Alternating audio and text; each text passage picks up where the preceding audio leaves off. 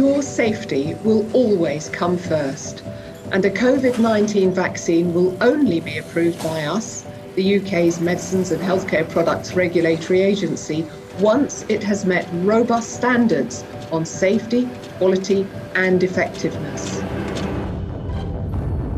I was vaccinated because I'm a carer.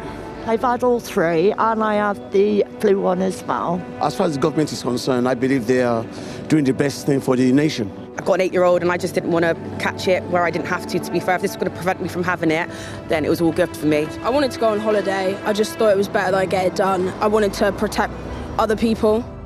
The COVID vaccine has been hailed as a medical and logistical success. It's claimed that millions of lives have been saved. But there's growing evidence that the jab can have devastating consequences. They actually told my wife and 2 children they had no hope, and if I did survive, it would be from the waist up. I thought I was going to die. I would go to bed at night not thinking I was going to wake up. Those injured by the vaccine feel unrecognised and abandoned by the NHS and a government they trusted. You take one for the team, so I took the vaccine, but now the team's run in the opposite direction. Just to let people know that when it goes wrong, there's like no help at all. The doctors don't know what to do with us. We're literally keeping each other alive. Safety is our watchword, and we are globally recognised for requiring the highest standards of safety, quality and effectiveness for any vaccine.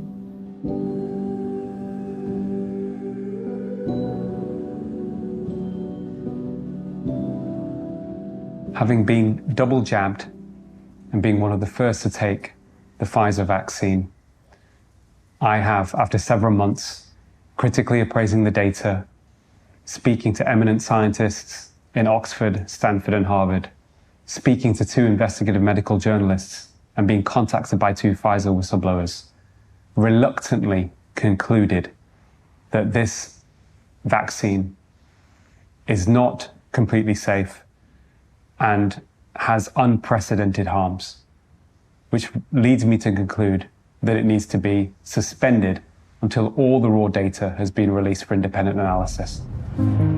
Dr. Malhotra is a respected and influential figure in medicine, and he's not alone in calling for the suspension of COVID vaccines. Many more international scientists are alarmed at what's developing into a global issue.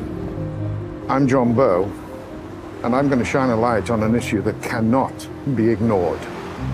Millions of COVID vaccine injuries and thousands of deaths are being reported through official channels all across the world.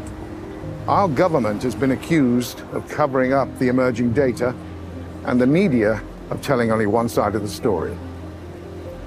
We'll look at how and why. But first and foremost, we give the vaccine injured a voice.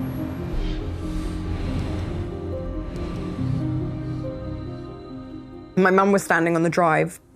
She'd been looking after the dogs while we'd been away, and she was talking to the neighbour, and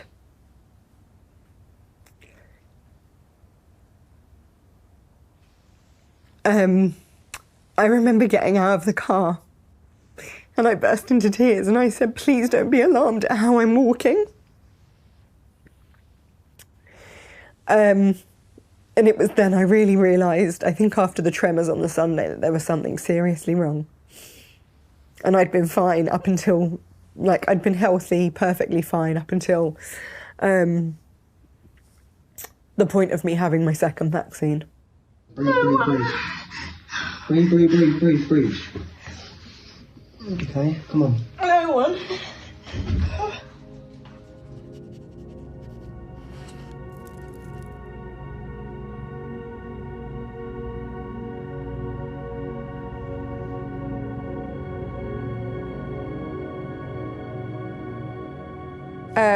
It's really funny because I look at these videos and I watch them and I either get really emotional watching them or I just go, wow, look at how far I've come and look at where I was.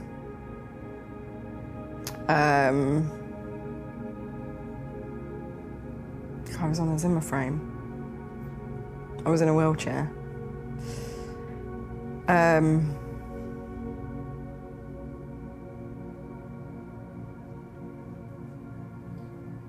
kind of feel like I'm looking at somebody else sometimes. And not me.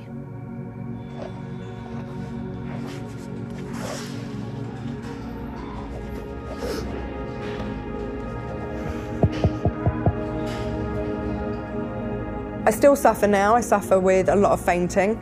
I suffer with my legs giving way. As a result of the damage that the vaccine has done to me, I've ended up registered disabled.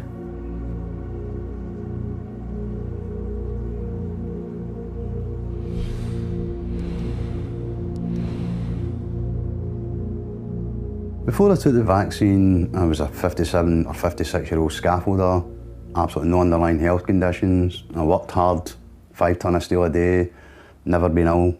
I had a very active private life. I was in a band. I left the band about a year ago, but I still went to about 4 or 5 gigs a week. Nothing now. I don't do any of that anymore. Trying to get into places is not easy, either on a wheelchair or on crutches. The prosthetic leg is great when it works. I'm still very early, so it's not working the way it should to a certain extent. The doctors actually said that the clots that were in my system were enough that should have been fatal. I've lost my left leg. I'm lucky that I've lost my left leg. I should have been both legs. I'm now going blind in my right eye. Thanks AstraZeneca, it's a gift that keeps on giving. That's the honest answer.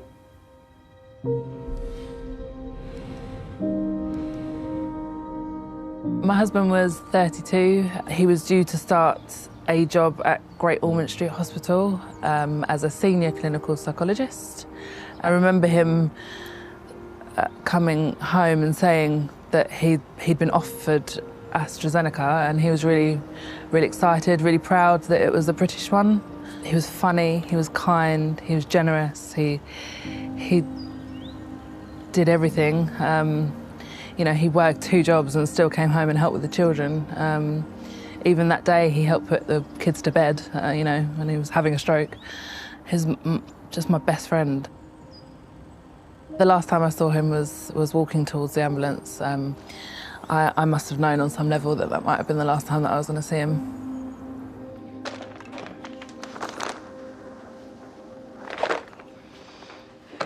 For months, this doctor's widow was forced to use the local food bank because she was living on benefits. She's finally received government compensation, and she accepts it as some vindication. But, she says, it's not enough. It will never be enough. Charlotte is still awaiting an inquest, but across the UK, coroners have confirmed deaths from the vaccine.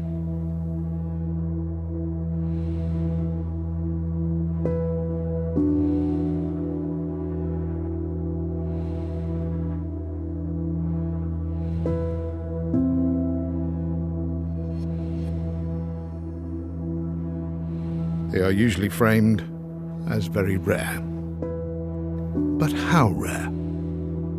Adverse reactions should be reported to the Yellow Card scheme operated by the MHRA, the UK's Medicines and Healthcare Regulatory Agency. Their figures to August the 24th show over 430,000 reported reactions, of which 2,240 were fatal.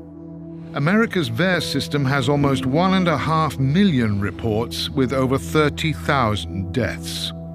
Not all these reports will be confirmed as vaccine-induced, but then again, not all reactions are reported. The figures surely demand investigation. Absolutely, absolutely. I don't think anybody can deny that there has been harm. You can argue about how much, but you can't deny that there has been harm.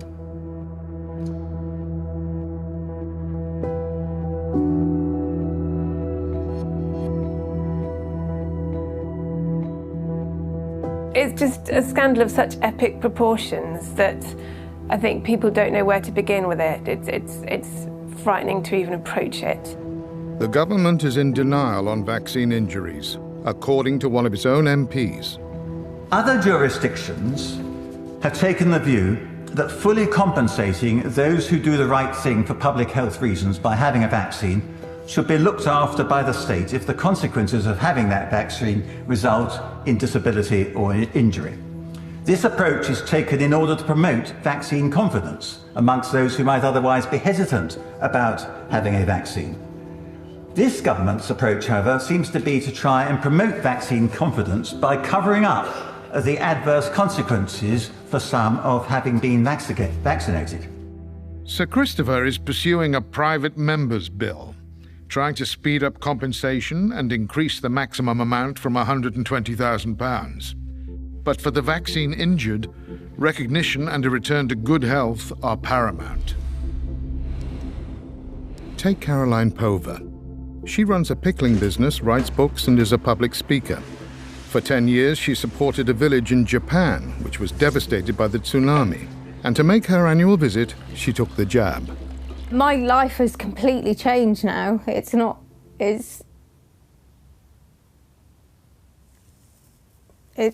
unrecognisable compared to how it was.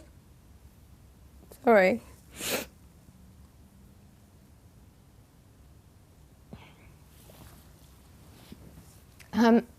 For about 5 months, I did hardly